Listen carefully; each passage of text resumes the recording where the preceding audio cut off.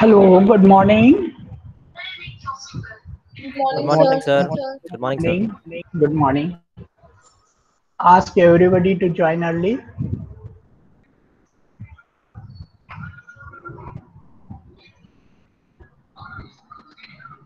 So now should I start now?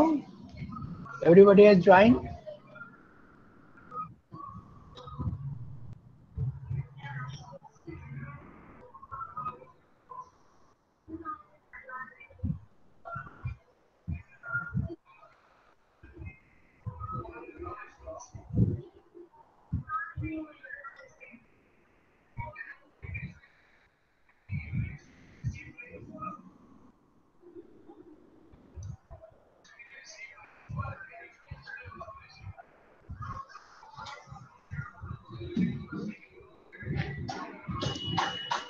So last time I was discussing about healing.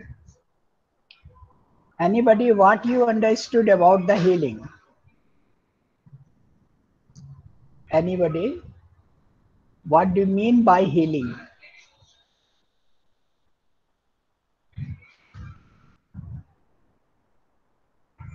Hello, Shiven. Shiven, Yes, sir. हाँ, healing का क्या मतलब होता है? What do you understand by healing? Hello. Hello, हाँ, Yes, sir. Healing आवाज आ रही है, नहीं आ रही? हाँ सर, साउंड, आ रही सर, आ रही सर। साउंड और हाँ सर, स्क्रीन आ दिख रहा रहा है। है? स्क्रीन दिख रहा है? हाँ हाँ, दिख रहा है सर, दिख रहा है। हाँ, हीलिंग पढ़ाई थी लास्ट टाइम, हीलिंग पे डिस्कशन हुआ था। जी sir. What do you mean by healing? क्या समझ में सर, आया हीलिंग के बारे में? सर हीलिंग, सर किसी भी वाउंड को, कोई भी वाउंड हो जाए तो उसको वाउंड नहीं, ओंड से, वुंड, हाँ ओंड। हाँ, वुंड, हाँ, किसी भी उंड को, किसी भी उंड में कुछ भी थेरेपी अप्लाई करके उस उंड को हील कर देना, ये हीलिंग। वुंड बनता है तो क्या होता है? उसमें गैप होता है ना, हाँ हाँ, वुंड में गैप होता है, वो गैप का भरना, गैप का भरना, जी सर। गैप का भरना। एक गैप होता है, एक होता है प्राइमरी इंटेंशन से, जैसे सर्जन ने इंसीजन दिया, हाँ हाँ, स्किन में इंसीजन दिया, उसके बाद उसका ऑपरेशन करा पूरा। अब उसको ऑपरेशन घंटा भर लगा, आधा घंटा लगा, जो भी टाइम लगा, उसके बाद जब अंदर सारा काम हो गया तो अब उस उंड के जो स्किन के टिश्यू हैं अलग अलग, उनको अप्रोक्सीमेट कर देते हैं। अप्रोक्सीमेट माने आपस में जोड़, मिला देते हैं, जी और सर। दोनों के बीच में एक स्टिच लगा देते हैं कि वो हटे ना। तो वो इंटेंशन जो होता है, सारे टिश्यू पास में आ गए। जब टिश्यू पास में आ गए तो वो इंटेंशन की अब ये जुड़ जाए, हील हो जाए, यानी वो गैप भर जाए। ये तो हो गया healing by primary intention. Primary intention यानी जहाँ पे गैप बनाया था, अभी उसमें से टिश्यू कोई डिस्ट्रॉय नहीं हुआ है, केवल गैप बनाया थोड़ी देर के लिए, अभी उसमें कुछ भी डिस्ट्रक्शन नहीं हुआ, इन्फेक्शन नहीं हुआ, क्योंकि एंटीसेप्टिक एसेप्सिस में पूरा ऑपरेशन करते हैं। और फिर वो स्किन को, जो बॉर्डर्स होते हैं, दोनों को मिला के स्टिच कर दिया। तो ये कहलाता है हीलिंग बाय प्राइमरी इंटेंशन। और इसका जो स्कार बनता है वो बहुत कम होता है, यानी पतला सा होता है स्कार। अब जब उंड बना हुआ है जिसमें आपने गैप नहीं भर सकते, गैप भरा नहीं जा सकता, आप पास पास में दोनों बॉर्डर को अप्रोक्सीमेट नहीं कर सकते, तो वो उंड कहाँ से हील करेगा? नीचे से हील करेगा। अंदर से हील करते हुए टिश्यू का प्रोलिफरेशन होगा, टिश्यू की सेल्स नंबर बढ़ेंगी, वहाँ की ब्लड सप्लाई बढ़ेगी, तो वहाँ पे न्यूट्रिशन आएगा। अगर बाहर से कुछ इन्फेक्शन हो गया तो पहले जो ब्लड में जो कंपोनेंट्स हैं WBC और ये सब, उससे उस इन्फेक्शन को कंट्रोल करेंगे। उसके बाद जो टिश्यू बनता है उसको कहते हैं ग्रेनुलेशन टिश्यू। वो ग्रेनुलेशन टिश्यू से भरता है। तो ये हीलिंग कहलाती है by secondary intention. Secondary intention होता है इसमें, जो स्कार बनेगा वो थोड़ा बिगर बनता है स्कार। तो ये बात हम लोगों ने लास्ट टाइम डिस्कस की थी। Is this point clear? सबको ये बात क्लियर है कि नहीं?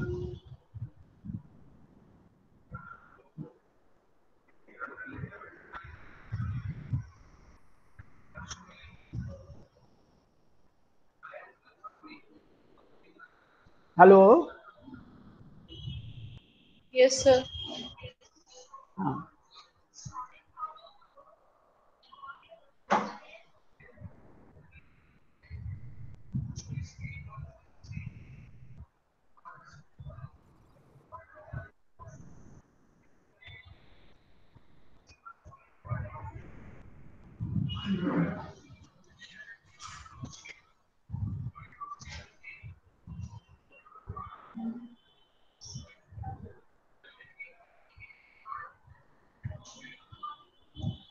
so today I am starting introduction to wound healing. Introduction to wound healing, यानी वुंड में हीलिंग कैसे होती है। स्क्रीन सबको दिख रहा है? Everybody is seeing screen? Hello? Yes sir. हाँ, और साउंड भी आ रही है ठीक? Yes sir. So introduction to wound healing. Healing is a complex and dynamic process of restoring cellular structures and fissure tissue layers. तो हीलिंग की definition क्या हुई? एक कॉम्प्लेक्स और डायनेमिक प्रोसेस है। कोई भी चीज टिश्यू भरेगा, जो वुंड बना हुआ है, वुंड में सेल्स कहाँ से आएंगी? एक आप समझिए, जैसे आपने कोई वुंड, वुंड का मतलब समझते हैं? वुंड का मतलब व्हाट इज वुंड? सर घाव। घाव होता है, यानी जो जैसे स्किन में और मसल में यहाँ पर एक गैप हो जाए, स्किन में गैप हो जाए, उसके बाद नीचे सबक्यूटेनियस टिश्यू में गैप हो जाए, तो वहां पे क्या बन जाएगा? वुंड बन जाएगा। अब वो वुंड जब तक हील नहीं होगा तब तक प्रॉब्लम करता रहेगा ना, पेन करेगा, कहीं इन्फेक्शन होगा, कहीं उस इन्फेक्शन के कारण टेम्परेचर बढ़ेगा, फीवर आएगा। तो ये सब चीज नहीं चाहते। आप चाहते क्या हो कि वो जगह हील हो जाए, वो घाव भर जाए। हीलिंग मीन्स घाव भर जाए। तो घाव भरेगा कैसे? इस प्रोसेस को कहते हैं healing is a complex and dynamic process. ये कॉम्प्लेक्स प्रोसेस इसलिए है कि इसमें एक दो चीजें नहीं होती है, दो चार पांच चीजें मिल करके उस घाव को भरती हैं। एटलीस्ट हम उसको चार चीजों में भी बात करेंगे। तो कॉम्प्लेक्स प्रोसेस हो गई। फिर डायनेमिक प्रोसेस। डायनेमिक माने धीरे धीरे होता रहता है, ये नहीं सडन हो जाए। सडन नहीं होता। ये स्टैटिक प्रोसेस नहीं है कि बस थोड़ा सा भर गया फिर रुक गया, ऐसा नहीं। डायनेमिक है। कंटिन्यूअसली जब तक वो सरफेस लेयर तक नहीं आ जाएगा स्कार टिश्यू, तब तक ये चलती रहेगी प्रोसेस। तो healing complex and dynamic process है ऑफ काहे के लिए? Restoring cellular structures. वुंड कैसे बना था? वहां का सेलुलर स्ट्रक्चर गायब हो गया था। आप जमीन में गड्ढा खोदते हो तो आप क्या करते हो? जमीन से वहां की मिट्टी हटाते हो ना, यानी मिट्टी आपने गायब करी, तब गड्ढा बनेगा ना। वैसे ही अगर आप उंड बनता है तो उंड बनने में वहां का सेलुलर स्ट्रक्चर गायब हो जाता है। आ रही है बात समझ में? जब वहां पे सेलुलर स्ट्रक्चर नहीं होगा तभी तो वहां पे गड्ढा सा बनेगा, उसी को तो उंड कहते हैं। और पर्पस क्या है? ये जो सेलुलर स्ट्रक्चर को रीस्टोर किया जाए, वो रिस्टोर कहाँ से होगा? वो अंदर से जो रेमिनेंट सेल्स पहले बची हुई हैं, जो नीचे बची हुई हैं सेल, वो सेल डिवाइड होकर के ही तो ऊपर आएंगी, और वो सेल डिवाइड होकर के जब ऊपर आएंगी तो उनके लिए कोई एक प्रोसेस चलेगी, उनको ब्लड सप्लाई मिलेगी, ब्लड सप्लाई मिलेगी तो उससे ऑक्सीजन न्यूट्रिशन मिलेगा, तभी तो सेल में डिवीजन होगा। तो बेस से जब सेल ग्रो करके प्रोलिफरेट करके ऊपर तक आती है सरफेस तक, तो ये क्या कहलाता है? Restoring of cellular structures. और जब रीस्टोरिंग होगी सेलुलर स्ट्रक्चर्स की, तो वो एक ही लेयर में थोड़ी होगी। जहां पे गड्ढा जितना बड़ा होगा, गहरा होगा, उसमें कई एक लेयर्स बनेंगी ना, तो उसमें क्या होगा? टिश्यू की लेयर्स बनेंगी। तो हीलिंग की डेफिनेशन क्या हुई? Healing is a complex and dynamic process. पहली बात, पहला पॉइंट हो, complex and dynamic process. Dynamic तब तक रहेगी जब तक ऊपर सरफेस तक हील ना हो जाए, तब तक सेल डिवीजन होता रहेगा। सेल डिवीजन होकर के लेयर्स टिश्यू की आती रहेंगी नीचे से ऊपर। तो complex and dynamic process of restoring cellular structure. आप जैसे कभी आप जमीन में गड्ढा करते हो, तो आप उस गड्ढे को भरने के लिए जमीन से कुछ नहीं एक्सपेक्ट करते, क्योंकि वो तो नॉन लिविंग है। आप बाहर से मिट्टी डाल करके उसको भर देते हो, यही करते हैं ना। मगर जब लिविंग टिश्यू है तो बाहर से तो कुछ फॉरेन बॉडी तो जा नहीं सकती। तो जो उसमें गड्ढे में जो उंड में नीचे लोअर पे जो सेल्स बची हुई हैं, वो सेल्स प्रोलिफरेट करके ऊपर तक आएंगी, और वो ऊपर तक जो आएंगी, इस प्रोसेस को हम कहेंगे कॉम्प्लेक्स एंड डायनेमिक प्रोसेस। और इससे होगा क्या? सब कुछ रीस्टोर होगा। रीस्टोर माने फिर से वो स्ट्रक्चर बन जाएगा जो वहां से गायब हो गया था। और उस वो स्ट्रक्चर कैसे आएगा? लेयर्स में आएगा। तो healing is a complex and dynamic process of restoring cellular structures and tissue layers. This definition is clear to everybody? Yes, sir. Definition. Sanjana? Yes, sir. Now you tell me the definition. Healing is a complex and dynamic process ये मैंने of पढ़ने को नहीं कहा है, वहां से आप समझाओ मुझे, जो मैंने जैसे आपको समझाया कि क्या कैसे है प्रोसेस, कैसे होती है process, process of how it is done, जो उंड बना। हाँ, यस, so बोलिए। healing is a complex मतलब बहुत सारी 3-4 स्टेजेस होती है, उसके बाद हीलिंग होती है। तो वो स्टेजेस में जो होता है वही तो मैंने अभी बताया। उसमें होता क्या है? रिस्टोरिंग कैसे होती है?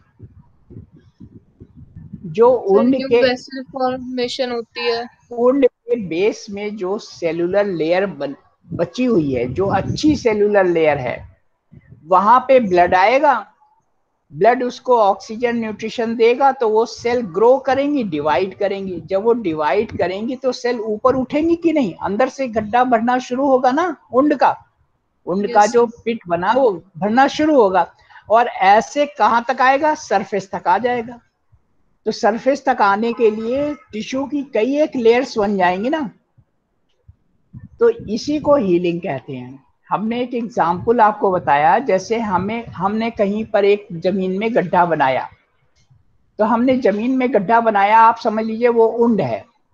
जैसे कुआं खोदना होता है ना, तो जैसे गड्ढा बनाया जाता, शुरू करते हैं ना, नींव खोदनी होती है तो गड्ढा बनाते हैं ना, तो गड्ढा बनाया। वैसे ही हमारे बॉडी में जब उंड बन गया, यानी कुछ वहां का पोर्शन सेलुलर टिश्यू गायब हो गया, किसी भी तरह से हुआ हो, चाहे निकाला गया हो या कोई भी इंजरी लगी हो, वहां पे क्या हुआ? सेलुलर स्ट्रक्चर गायब हो गया, और वो क्या बन गया? उंड। तो उस उंड को भरने के लिए बाहर से तो कुछ डाला नहीं जा सकता, क्योंकि बॉडी, हमारी लिविंग बॉडी, कोई भी चीज फॉरेन बॉडी नहीं एक्सेप्ट करेगी। तो उसकी हीलिंग कैसे? वो उंड कैसे भरेगा? जो बची हुई नॉर्मल सेल्स हैं बेस में, उस उंड के बेस में, वही डिवाइड करेंगी, रीडिवाइड करेंगी और सरफेस तक आएंगी। तभी तो उंड हील होगा। क्लियर? और Yes, वो उंड सरफेस तक आने के लिए सेल डिवीजन इतना हो जाए कि कई एक लेयर्स बन करके सेल्स मल्टीप्लाई करके ऊपर तक आ जाएं। इसके लिए उनको न्यूट्रिशन चाहिए। तो वहां न्यूट्रिशन कौन देगा? वहां की जो बची हुई ब्लड वेसल्स हैं, वो ब्लड वेसल्स भी डिवाइड करेंगी, वो भी बनेंगी और बहुत सारा वहां पे ब्लड लाएंगी और साथ में डिफेंस सेल्स लाएंगी जिससे कोई इन्फेक्शन ना होने पाए। जब ऐसा होता है तो वो पूरा वुंड हील हो जाता है। क्लियर हुआ? इस तरह ये एडल्ट वुंड हीलिंग में ये जो 4 डिस्टिंक्ट फेसेस होते हैं, 4 डिस्टिंक्ट फेसेस माने 4 प्रोसेस होती हैं, क्योंकि हमने ऊपर क्या कहा है, कॉम्प्लेक्स और डायनेमिक प्रोसेस है ये। पहली process the hemostasis phase. Hemostasis phase, hemo means blood. पहला तो ब्लड का वहां पर फ्लो रुकेगा, यानी ब्लड बाहर अगर बहता रहेगा तो वुंड कैसे हील होगा? तो ब्लड का फ्लो कैसे रुकेगा? ब्लड का क्लॉट बन जाएगा, जहां ब्लड बहता है वहां पे क्लॉट बन जाता है। तो पहला फेज क्या हुआ? Haemostasis phase. जब वहां पे ब्लड का एक क्लॉट बन जाएगा, उस गड्ढे के ऊपर एक क्लॉट पड़ गया, तो बाहर का इन्फेक्शन नहीं अंदर आने पाएगा वुंड में।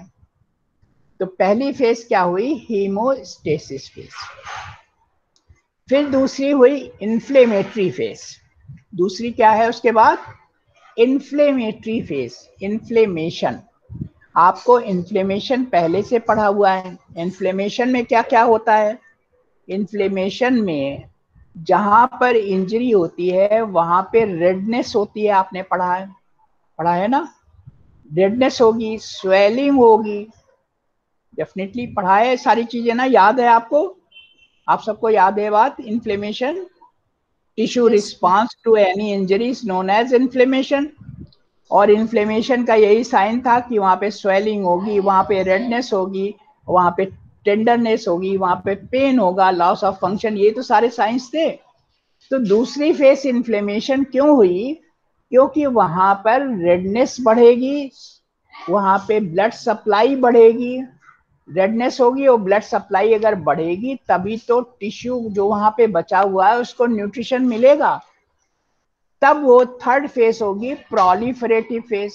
जब उस टिश्यू को, वहां बचे हुए टिश्यू को न्यूट्रिशन अच्छा मिलेगा ब्लड सप्लाई से, तो वो सेल्स क्या होंगी? प्रोलिफरेट माने बढ़ना, 2 की 4, 4 की 6, 6 की 12, 12 की 24, इस तरह वो बढ़ती हुई जगह को भर लेंगी।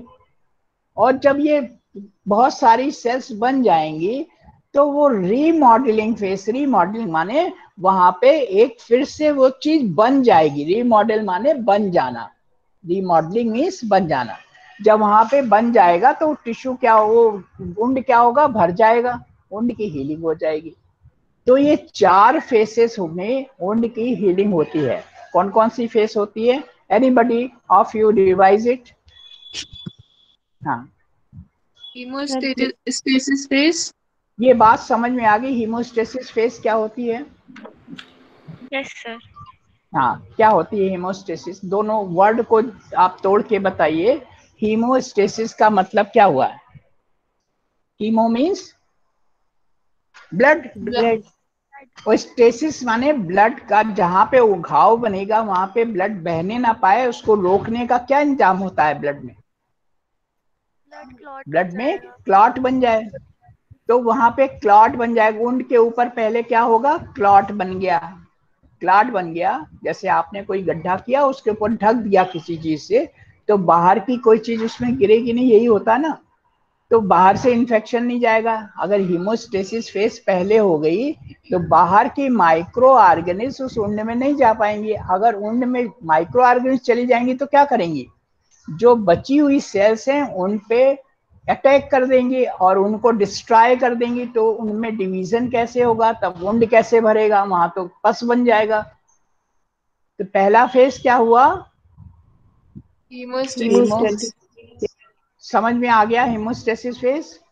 Yes then sir. Second yes is sir. Inflammatory phase. जब मैंने आपको इन्फ्लेमेशन पढ़ाया था तब मैंने आपको ये बताया था कि इन्फ्लेमेशन हमेशा लिविंग टिश्यू में होता है। क्योंकि इन्फ्लेमेशन जो है बहुत इंपॉर्टेंट प्रोसेस है। अगर इन्फ्लेमेशन नहीं होगा तो उस वुंड की हीलिंग नहीं हो सकती। तो ये tissue response to any injury इसीलिए कहलाता है इन्फ्लेमेशन। डेड बॉडी में इन्फ्लेमेशन नहीं होता। डेड बॉडी में मैंने बताया था आपको कि उसमें इन्फ्लेमेशन क्यों नहीं होता। अगर आप डेड बॉडी हो, उसके अगर एक नाइफ से इंजरी कर दी जाए तो वुंड जो बन जाएगा उसमें इन्फ्लेमेटरी चेंजेस नहीं आते, वहां कोई स्वेलिंग नहीं होगी, वहां पे कोई रेडनेस नहीं होगी। तो इससे ये पता चल जाता है कि आफ्टर डेथ किया गया, क्योंकि उसको हील नहीं होना है, वो वुंड हील नहीं होना है, इसलिए इन्फ्लेमेटरी प्रोसेस वहां नहीं शुरू होगी। और इसीलिए पोस्टमार्टम में हम लोग पहचान लेते हैं कि ये इंजरी पहले करी गई है जब जीवित था या मरने के बाद करी गई है। दोनों इंजरीज में फर्क होता है, पहचान ली जाती है कि ये इंजरी आफ्टर डेथ करी गई है, धोखा देने के लिए कि कॉज ऑफ डेथ ना मालूम हो पाए। तो इन्फ्लेमेटरी फेस किस में होगी? केवल लिविंग टिश्यू में होगी, क्योंकि इन्फ्लेमेटरी फेस किस लिए है? हीलिंग के लिए है।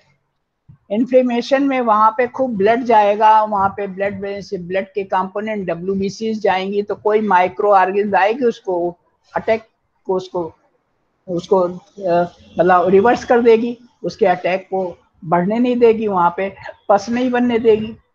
और वहां पे क्या होगा? ब्लड बढ़ने से वहां जो रेमिनेंट टिश्यू था वो डिवाइड होकर के उस जगह को भर लेगा। तो इन्फ्लेमेटरी फेस में दूसरा फेस हो गया इन्फ्लेमेटरी फेस। ये बात समझ में आई? इन्फ्लेमेटरी फेस हीलिंग के लिए ही जरूरी होता है और लिविंग टिश्यू में ही होगा, नॉन लिविंग में नहीं होता ये। ओके। और जब इन्फ्लेमेटरी फेस वहां पे खूब ब्लड वगैरह की सप्लाई बढ़ गई, रेडनेस हो गई, वहां पे ब्लड आ गया, तो वो क्या देगा? वहां का बचा हुआ टिश्यू उसको न्यूट्रिशन देगा, उसको ऑक्सीजन देगा। तो उससे जो वहां पे टिश्यू बचा हुआ था वो प्रोलिफरेट करना शुरू हो गया। यानी 10 सेल्स थी अगर बची हुई, तो ब्लड सप्लाई लेकर के 20 हो जाएंगे, फिर 40 हो जाएंगे, फिर 80 हो जाएंगे। तो जब सेल्स का नंबर बढ़ता जाएगा तो घाव भरेगा कि नहीं भरेगा? तो प्रोलिफरेटिव फेस हो गई। और इस तरह से जब नया टिश्यू आ गया वुंड में, पहला टिश्यू तो रहा नहीं, जो वुंड बना था पहले वाला तो टिश्यू आया नहीं इसमें, ये नया टिश्यू आया, तो हम इस मॉडल को क्या कहेंगे? रीमॉडल। दोबारा से मॉडल बना, रीमॉडल। जैसे मॉडल्स लोग होते हैं ना, वो जा करके अपनी प्लास्टिक सर्जरी करा के नाक कोई सीधी कराता है, कोई टेढ़ी कराता है, तो अपनी मॉडलिंग करता रहता है ना, रीमॉडलिंग कहते हैं इसको। तो वैसे ही ये जो घाव भरा, वो पहले वाली सेल्स तो आई नहीं, ये जो नई सेल्स बनी वो आ रही हैं, तो हम इसको क्या कहेंगे? रीमॉडल। तो कितनी फेस हो गई? सबको समझ में आया? वुंड हीलिंग की 4 फेसेस होती हैं। Number 1 hemostasis, inflammatory, proliferative and remodeling. Anybody has any doubt? आपको पूरे क्लास को जिसमें भी प्रॉब्लम हो प्रोसेस में, बिना हेजिटेशन के आप पूछ लीजिए अभी, जिससे ये बात आपको कंफर्म हो जाए कि ये प्रोसेस क्या होती है। Yes, anybody? सर पॉलीफ्रेट एक बार फिर से बता दीजिए। प्रोलिफरेशन का मतलब होता है, प्रोलिफरेशन का मतलब क्या समझते हो? हिंदी में मतलब बताओ प्रोलिफरेशन। सर प्रोलिफरेशन का वही मतलब, हाँ इसमें सेल डिवीजन। हाँ, सेल डिवीजन यानी 2 की 4 हो जाए, 4 की 8 हो जाए, 8 की 16 हो जाए, तो ये 2 से 16 बनना क्या हुआ? प्रोलिफरेशन हुआ। प्रोलिफरेशन। तो जब वुंड में नीचे की जो लेयर है, वहीं से तो वो बची हुई सेल है ना, उनमें जब ब्लड सप्लाई अच्छी कर देंगे, ब्लड सप्लाई अच्छी कर दी, उनको न्यूट्रिशन मिल गया ब्लड से, तो वो जब सेल ग्रोथ करेंगी ना, तो ग्रोथ करके कहाँ जाएंगी? उस घाव में ऊपर ही तो उठती हुई चली आएंगी। बात समझ में आ रही है? तो वो नंबर ऑफ लेयर्स बनाएंगे, 1 लेयर में, 2 लेयर में, 3 लेयर, और जब तक ये लेयर बनेगी तब तक वो सरफेस पे वुंड आ जाएगा, यानी वुंड हीलिंग हो गई। आ रही बात समझ में कि नहीं आई? अभी समझ में आया कि नहीं? ये प्रोलिफरेटिव फेज। यस अच्छा, अब ये जो सेल्स आई हैं ये अभी प्रोलिफरेट होके आई है ना। जब घाव बना था यहाँ की सेल्स तो निकल गई बाहर ना, निकाल दी गई बाहर, इंजरी से वो सेल निकल गई बाहर, टिश्यू निकल गया बाहर, तभी तो घाव हुआ था। तो ये सेल्स नीचे से बन करके आई है ना, तो हम इसको क्या कहेंगे, रीमॉडल। पुराना वाला मॉडल थोड़ी रहा ये, क्या हुआ ये, रीमॉडलिंग फेज। रीमॉडल। हाँ, तो जो टिश्यू भरेगा वो वहां पे उंड भरेगा, ये क्या कहलाएगा, रीमॉडल कहलाएगा। तो कितनी फेसेस हो गई, बोलिए अगेन। सर 4। हाँ, Four phases. बताइए। The hemostasis phase, the inflammatory, proliferate. अभी भी आप अच्छी तरह शब्द के नाम नहीं ले पा रहे हैं Sir, इतनी। हाँ hemostasis phase, हाँ inflammatory phase, हाँ proliferative phase, हाँ, remodeling phase. रीमॉडलिंग। चारों प्रोसेस के बारे में समझ में आ गया क्या होता है। Yes, Yes, sir. sir. Okay, so hemostasis phase, पहली वाली हीमोस्टेसिस फेज में क्या क्या होता है, अभी हमने बताया था। हीमोस्टेसिस फेज में जब भी कोई घाव होता है, घाव में ब्लड आता है ना, घाव में ब्लड होता है कि नहीं होता, Yes, sir. जब होता है। फ्रेश घाव होता है उसमें ब्लड होता है। तो जो ब्लड आया है वो बराबर नहीं निकलना चाहिए, अगर बराबर निकलता रहेगा तो लॉस ऑफ ब्लड होगा ना। तो ब्लड जब भी ब्लड वेसल से बाहर होता है उसकी क्या प्रॉपर्टी होती है, जब ब्लड वेसल से बाहर ब्लड आता है इंजरी से तो उस ब्लड की क्या प्रॉपर्टी होती है, ब्लड का बहना कैसे बंद होता है, सर ब्लड Clot बन क्लॉटिंग जाता से। क्लॉटिंग से। तो क्लॉट जो है प्लग लगा देता है ना कि अब आगे नहीं बढ़ना, आगे खून का नहीं बहना है। इसी को तो हम कहते हैं हीमोस्टेसिस, यानी ब्लड अब नहीं बहेगा। किस तरह से नहीं बहेगा, क्योंकि उस उंड के ऊपर पहले क्लॉट बन जाएगा, वहां के ब्लड से क्या बन गया, क्लॉट बन गया। और वो क्लॉट कैसे बनता है, जो ब्लड वेसल्स होती हैं, ब्लड वेसल जिससे ब्लड बह रहा था, पहले वो कॉन्स्ट्रिक्ट होंगी, पतली हो जाएंगी। आ रही बात समझ में, कॉन्स्ट्रिक्ट होने के कारण उसके अंदर जो ब्लड के कंपोनेंट हैं प्लेटलेट, प्लेटलेट जो है आपस में चिपक जाएंगे। ये हमने आपको प्रोसेस दिखाई थी जब हमने आपको बताया था थ्रॉम्बस का फॉर्मेशन कैसे होता है। थ्रॉम्बस का फॉर्मेशन दिखाया था, उसमें क्या करते हैं, प्लेटलेट्स आपस में चिपक जाती हैं ना, और वहां पे क्लॉट टाइप का स्ट्रक्चर एक बना लेती हैं वेसल वॉल के अंदर। उस क्लॉट को हमने क्या बोला था, थ्रॉम्बस। उसको हम क्लॉट नहीं कहेंगे, उसको हम क्या बोलेंगे, थ्रॉम्बस, Thrombus. क्योंकि ब्लड वेसल के अंदर हुई क्लॉटिंग। वही जब ब्लड वेसल के बाहर ब्लड निकल गया, वुंड तो बाहर है ना, ब्लड वेसल से बाहर ब्लड है ना, तो वहां पर हम उसको थ्रॉम्बस नहीं बोलेंगे, हम उसको क्या बोलेंगे, क्लॉट। और क्लॉट और थ्रॉम्बस दोनों बनते शुरुआत किससे होते हैं, जब प्लेटलेट्स आपस में चिपकती हैं, प्लेटलेट्स अढेर होती हैं।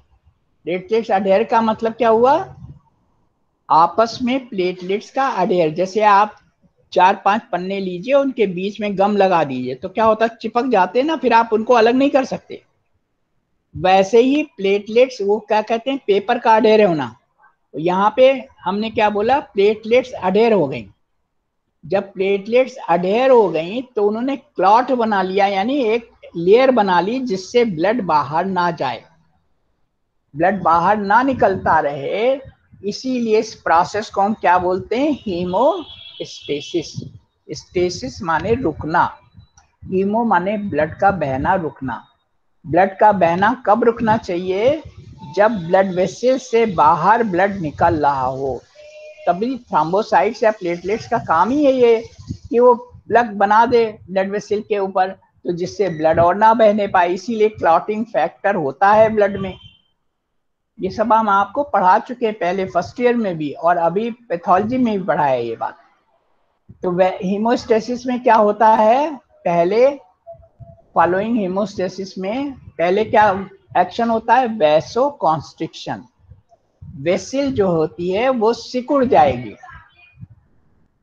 प्लेटलेट्स अडेयर हो जाएंगी। कहां पर अडेयर होंगी, जहां पे डैमेज्ड एपिथेलियम है, एंडोथेलियम है, डैमेज्ड एंडोथेलियम। उंड में क्या है, उंड में एंडोथेलियम ही तो डैमेज्ड है। इस तरह से प्लेटलेट क्या होंगी, आपस में क्लम्प कर जाएंगी। क्लम्प माने एक झुंड बना लेंगी, और इससे होगा क्या, which dams the wound. Dams the wound का मतलब, hello, what do mean by dams, dams the wound, hello, बंद Yes, कर sir. देना। है डैम, आपने डैम का नाम सुना है, यस सर। बांध, भाखड़ा नंदल हाँ डैम है। बांधना, तो ये बांध। तो उसने बांध क्या क्या चीज बांधी वहां पे, पानी को बांधा ना, पानी का बहना रोका था ना। Yes sir. यहाँ पर ब्लड का बहना, हीमोस्टेसिस करी है, तो क्या बनाया, उंड पे बांध बना दिया। उंड को, उंड के बाहर ब्लड नहीं बहेगा, उंड के बाहर ब्लड नहीं बहेगा, यानी उंड को उनने क्या कर दिया, डैम बना दिया। अब बात समझ में आई, विच डैम्स द वुंड, किसने डैम किया, उस उंड को डैम किसने किया, प्लेट्स। प्लेटलेट्स ने। प्लेटलेट्स की क्लम्पिंग ने, खाली प्लेटलेट नहीं, क्लम्प करना यानी एक झुंड में एक दूसरे में मिल जाना। कोई चीज झुंड में आपस में मिल जाए, कहीं चार आदमी अलग अलग खड़े हों तो वो झुंड नहीं है, चारों आदमी इकट्ठे आके खड़े हो जाएं, वो कहलाएगी क्लम्पिंग। वैसे ही प्लेटलेट सारी आकर के एक दूसरे से जुड़ गई, क्लम्प बना लिया, और वो क्लम्प बनाते उंड को इन्होंने डैम बना दिया। डैम बना दिया यानी उसके बाहर ब्लड नहीं बहेगा। तो पहली प्रोसेस यही होती ना, अगर हीलिंग होनी है, आप कोई भी ताजा उंड होता है, आप वहां देखते हो घाव में हमेशा ब्लड होता है, क्योंकि वहां पे जो ब्लड वेसल्स हैं वो इंजर्ड हुई तो ब्लड तो होगा ही। अब उस जो ब्लड वेसल से बाहर निकल गया है, उस ब्लड का क्या काम रह गया, उस उंड के ऊपर वो एक क्लॉट बना दे, जिससे और अंदर का ब्लड ना बहने पाए। तो ये प्रोसेस को हम क्या कहेंगे, विच डैम्स द उंड, उंड को डैम में बदल दिया। बात क्लियर हुई आपको, everybody is clear about it, hello. Yes sir. Yes sir. Sequence of event में ये पहला फेज है। पहला क्या लिखा है, इनिशियल फेज। इनिशियल फेज माने सबसे शुरुआत में क्या होता है, जब उंड बनता है उसमें शुरुआत में क्या होता है, पहले शुरुआत में हीमोस्टेसिस होती है। अभी हमने पढ़ा ना ऊपर हीमोस्टेसिस फेज, तो शुरुआत में कौन सी फेज हुई उंड की हीलिंग में, hemostasis phase. Is it clear, yes sir. Clear to everybody, should I Yes, move sir. Forward. Yes, sir. तो पहला इनिशियल फेज क्या हुआ, उंड पे डैम बन गया। डैम बन जाने का मतलब उंड के बाहर अब ब्लड नहीं जाएगा, क्योंकि ब्लड को स्टेसिस कर लिया। कैसे स्टेसिस हुआ, बाय फॉर्मेशन ऑफ क्लॉट। और क्लॉट कैसे बना, बाय एडेरेंस ऑफ प्लेटलेट्स। और प्लेटलेट्स कैसे एडेयर हुई थी, क्योंकि वेसिल पहले कॉन्स्ट्रिक्ट करी। तो जब वेसिल कॉन्स्ट्रिक्ट करेगी तो क्या होगा, जितने उससे प्लेटलेट्स निकल रहे होंगे आपस में जोड़ दिया उसने। अगर वेसिल की वॉल फैल जाए तो क्या होगा, अलग अलग निकल जाएंगे सब। एक आपको एग्जिट का दरवाजा दिया जाए, अंदर से 100 लोगों को निकलना हो, एग्जिट में बहुत बड़ा सा गेट लगा दिया जाए तो क्या हुआ, एक एक करके निकल जाएंगे। अब एग्जिट बहुत थोड़ी कर दी गई और 100 लोगों को निकलना है, तो क्या होगा, जब उससे निकलेंगे तो आपस में बदन उनके लड़ते हुए निकलेंगे ना, मुश्किल से निकल पाएंगे। वही काम यहाँ पे हुआ, वेसो कॉन्स्ट्रिक्शन हो गया, वेसिल कॉन्स्ट्रिक्ट हो गई। तो जो प्लेटलेट्स के नंबर थे वो जब उससे बाहर निकले क्लॉटिंग करने के लिए, तो क्या हुए, वो आपस में जुड़ गए। जुड़ जाने से उन्होंने क्या किया, उस वेसिल को प्लग कर लिया, और इस तरह से प्लग बनाते बनाते पूरे उंड को डैम में बदल दिया। डैम माने अब उसके बाहर ब्लड जो है नहीं जाएगा। Clear? Is it clear to everybody? Yes sir. Yes, sir. अच्छा, now next process, inflammatory phase. दूसरी फेज क्या थी? Inflammatory phase. अब इन्फ्लेमेटरी फेज में जब भी इन्फ्लेमेशन होता है और वहां पर रेडनेस होती है, स्वेलिंग होती है, बहुत सारी ब्लड के कंपोनेंट्स आते हैं, तो ये कौन लाता है? कोई यहाँ पर जो बीच में न्यूमरस वो निकलते हैं जो सिक्रीशंस, उनमें मेन क्या है? Cytokines, numerous cytokines by platelets, release of numerous cytokines by platelets. जैसे कभी आपको ठंड लगती है ना, ठंड लगी आपको, नेजल सिक्रीशन बढ़ जाता है। नेजल सिक्रीशन कैसे बढ़ जाता है? क्योंकि हिस्टामिन रिलीज होता है। हिस्टामिन रिलीज हुई, ठंड में आपको हिस्टामिन जैसे रिलीज हुई, तभी तो आप एंटी हिस्टामिनिक ड्रग लेते हो, एविल खाते हो, कि वो हिस्टामिन ना रिलीज हो, ठंड के कारण जो सिक्रेशन नाक से होने लगे वो ना हो। यही करते हैं ना, ये आपको प्रोसेस मालूम होगी कि कहीं आप बहुत ठंड में गए और एकदम से क्या होता है, नेजल सिक्रेशन नाक बहने लग गई। ये क्यों होती है? क्योंकि उस समय ऑटोक्वाइट्स जो हमारी बॉडी के हैं, हिस्टामिन लाइक स्ट्रक्चर्स, वो रिलीज होने शुरू हो जाते हैं और उसके कारण नेजल सिक्रेशन बढ़ जाता है, नाक से पानी आने लगता है। तो हम क्या करते हैं, अगर एंटी हिस्टामिन ले लें पहले से, तो हिस्टामिन नहीं रिलीज होगा और नेजल सिक्रेशन नहीं बनेगा। तो वैसे ही इन्फ्लेमेटरी फेज में बहुत सारे साइटोकाइंस निकलते हैं प्लेटलेट्स के द्वारा, और fibrinogen is cleaved into fibrin and framework. जो फाइब्रिनोजन होता है, फाइब्रिनोजन कहाँ से आ गया? प्लाज्मा में प्रोटीन्स होती है ना, प्लाज्मा में ब्लड का प्लाज्मा कंपोनेंट 55% प्लाज्मा है, 45% सेल्स हैं, ये आपने पढ़ा है ना ब्लड के कंपोनेंट में। और Yes, sir. प्लाज्मा में प्रोटीन्स होती हैं, एल्ब्यूमिन, ग्लोबुलिन, फाइब्रिनोजन, ये सब ग्लोबुलिन, ये प्रोटीन्स है ना। तो फाइब्रिनोजन किस काम में आता है? क्लॉटिंग में काम आती है। एल्ब्यूमिन, ग्लोबुलिन इम्यूनिटी में काम आती हैं, और फाइब्रिनोजन वगैरह ये क्लॉटिंग में काम आता है। तो फाइब्रिनोजन इज क्लीव्ड यानी टूटता है फाइब्रिन में और फ्रेमवर्क में, तो ये फ्रेमवर्क बना लेगा। जब ये फ्रेमवर्क बना लेगा तो इसी में जो WBC है, जो अदर सेल्स हैं, वो सब उस फ्रेमवर्क में फंस जाएंगे। इस तरह से पूरा क्लॉट बन जाता है। तो इस तरह से completion of coagulation process, completion of coagulation process occurs.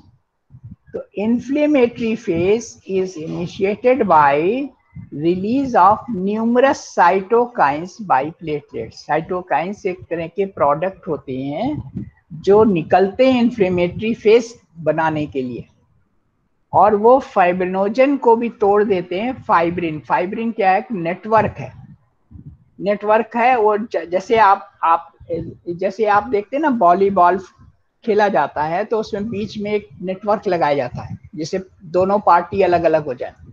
तो ऐसा ही जब वुंड हीलिंग होने आती है तो फाइब्रिन, जो जैसे आप देखते हो उसमें जाल बना हुआ है, ऐसा ही वुंड जहाँ पे क्लॉटिंग हो रही रहती है, फाइब्रिन ऐसा ही एक जाल बनाती है।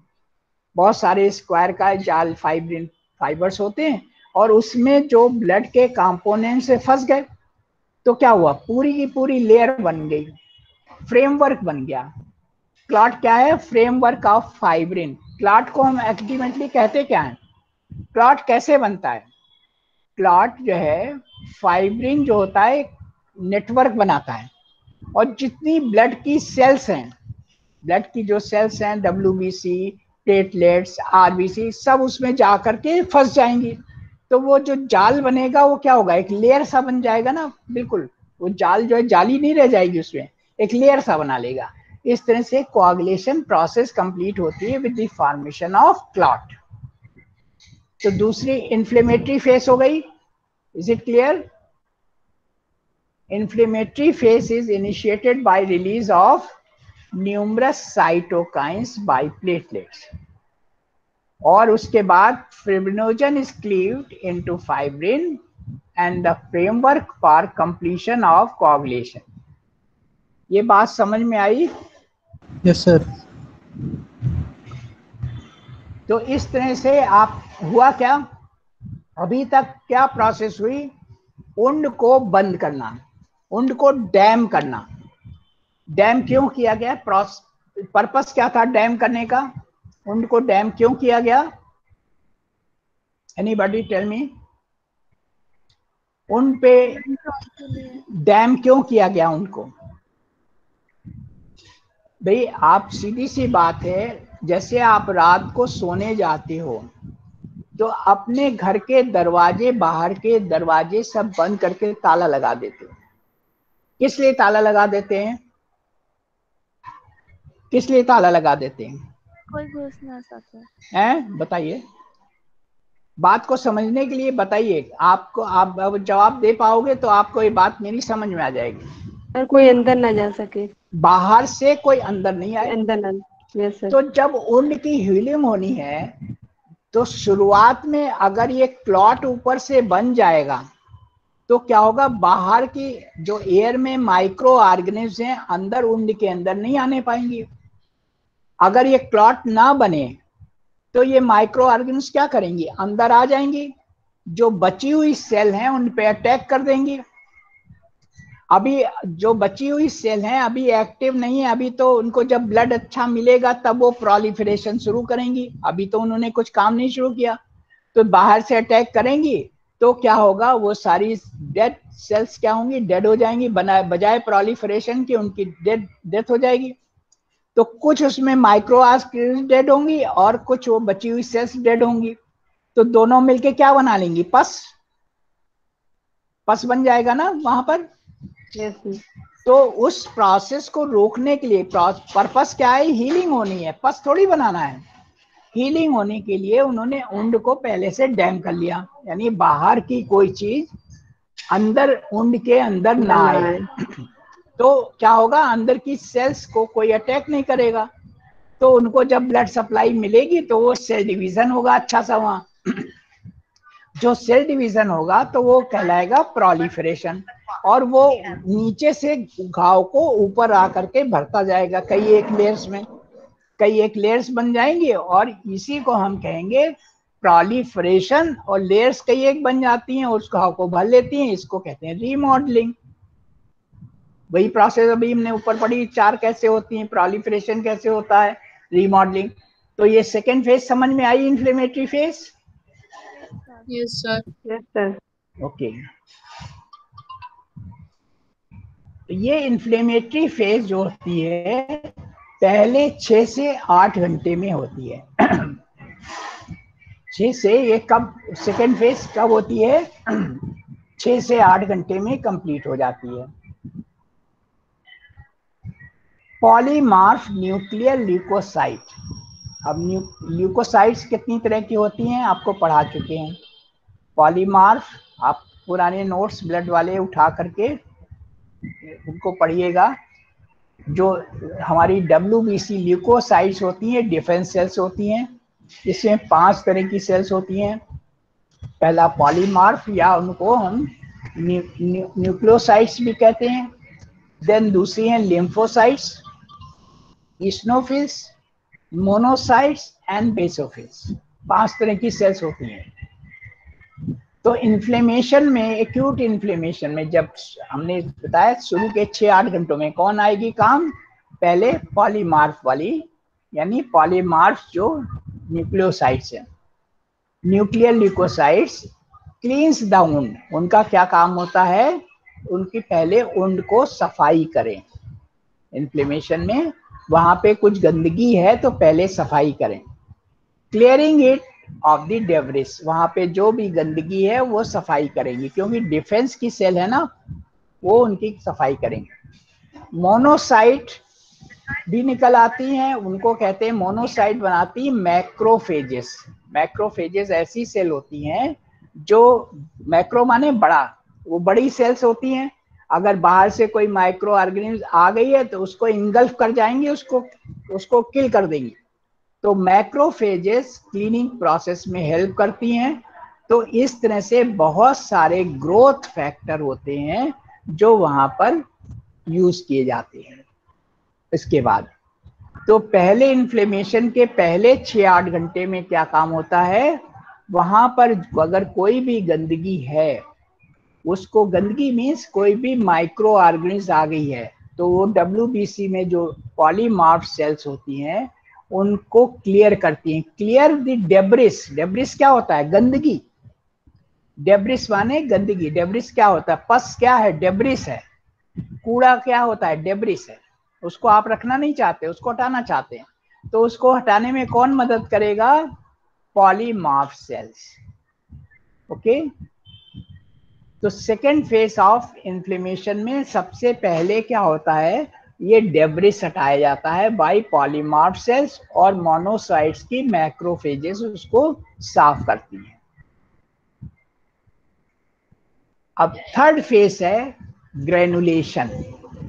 ग्रेनुलेशन फेज का मतलब होता है जो नंबर ऑफ सेल्स की लेयर बनती है। ग्रेनुलेशन टिश्यू जब भी वुंड हील करता है, जब सर्जन देखता है ऑपरेशन करने के बाद, जब उसने पट्टी हटा के देखी तो उसमें देखता है कि जो वुंड में जरा भी पस नहीं है, और जितना घाव छोड़ा था 4 दिन पहले ऑपरेशन के, जो 1 इंच गहरा घाव था, वो 4 दिन बाद 2 इंच गहरा रह गया।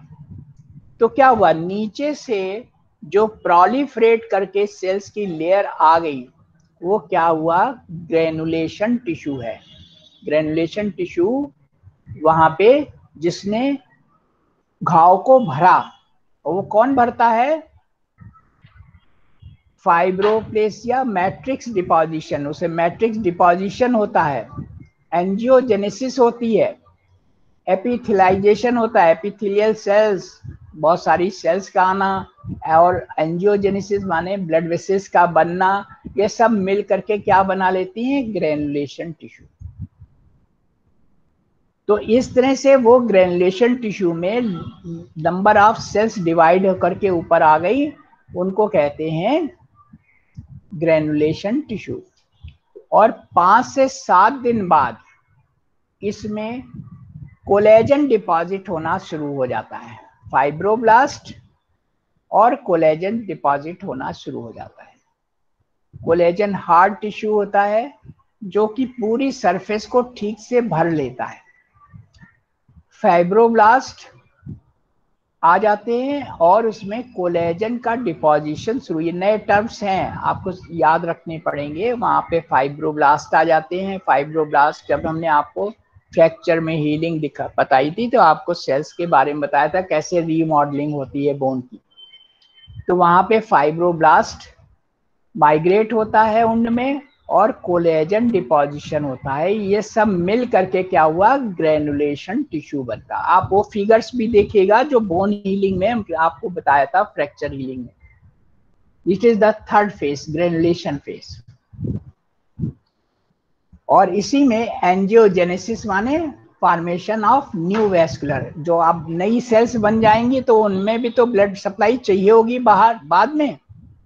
जो नीचे से नई सेल्स ऊपर लेयर में बन के आई, पहले वाली तो सेल्स के साथ ब्लड वेसल कट के चली गई, अब इनको ब्लड सप्लाई कौन देगा? जो नई सेल्स आई हैं ऊपर बन करके घाव में।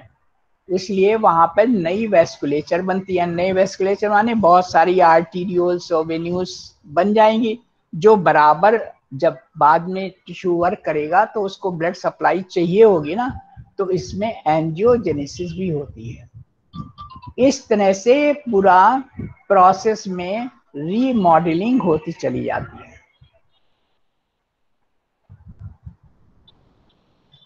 और फोर्थ फेज में आफ्टर द थर्ड वीक, 3 हफ्ते बाद, वुंड में कांस्टेंट ऑल्ट्रेशन होते रहते हैं। कांस्टेंट ऑल्ट्रेशन माने रोज बदलते रहना, कॉन्स्टेंटली बदलते रहना। एक स्टेज आएगी फिर उसके बाद नहीं बदलेगा, बराबर अल्ट्रेशन होते रहना। मॉडल एक दिन जो मॉडल बना फिर दूसरा चेंज हुआ, दूसरा फिर चेंज हुआ, यानी उसमें स्ट्रेंथ आती जाती है टिश्यू में, तो वो क्या कहलाएगा, कांस्टेंट अल्ट्रेशन। इसको बोलते हैं remodelling phase. This can last for years, और ये कई साल भी लेती है। धीरे धीरे आप देखते हो पहले स्कार टिश्यू कैसा बनता है, उसके बाद स्कार टिश्यू थोड़ा हार्ड हो जाता है, उसके बाद स्कार टिश्यू, आपने कहीं चोट लगी हो तो ये देखे होंगे ऐसे स्कार्स कि स्कार टिश्यू हार्ड हो गया, उसके बाद स्कार टिश्यू पतला हो गया, छोटा हो गया साइज में, कभी कभी वो बड़ा भी हो जाता है। तो इस तरह से ही क्या रीमॉडलिंग होती जाती है, और रीमॉडल होकर के वो ये रीमॉडलिंग कहलाती है। और रीमॉडलिंग होकर के कभी कभी ऐसी भी हो जाती है, देखिए आपको दिखा दूं, कभी कभी रीमॉडल ऐसा होकर के हो जाता है जहाँ पे कहीं स्कार बना, तो इस तरह का रीमॉडल होते होते स्कार टिश्यू जो है जहाँ पे हीलिंग हुई थी उसके ऊपर उभरा हुआ बहुत सारा निकल आता है। इसको कहते हैं कीलॉइड, कीलॉइड स्कार। यानी ये जो स्कार इतना उभर आया स्किन के ऊपर से कि इसको हटाने के लिए फिर से ऑपरेट करना पड़ता है। ये नॉर्मली नहीं होता, पर कभी कभी ऐसा रीमॉडल बन जाता है सरफेस के ऊपर। Have you seen, anybody has seen, ऐसा कभी स्कार देखा है किसी ने? ओके तो ये प्रोसेस आपको जितनी आज बताई ये समझ में आई सबको? इसका आपको रात में वीडियो भी मिल जाएगा, दोबारा रिवाइज कर लीजिएगा। हम थर्सडे को अभी इसको फिर से रिवाइज करेंगे, और ये प्रोसेस याद होनी बहुत ज़रूरी है, समझ में आनी भी बहुत ज़रूरी है कि ये फेसेस में वुंड हीलिंग में होता क्या है पहले।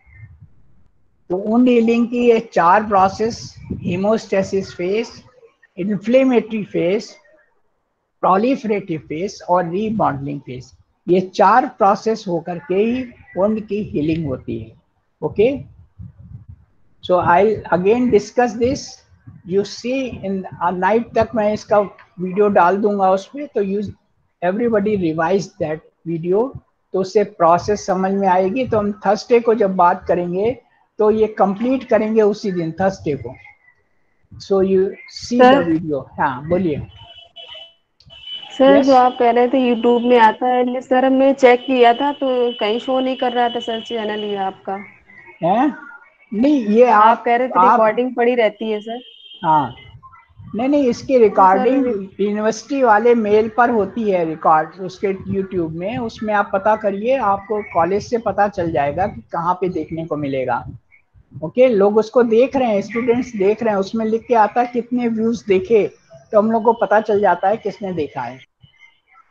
ओके तो आप यूनिवर्सिटी से पता कर लेना कि कहाँ किस में जा करके देखना है। मैं रात ठीक है तक ये सब उसमें डाल दूंगा यूट्यूब में। ओके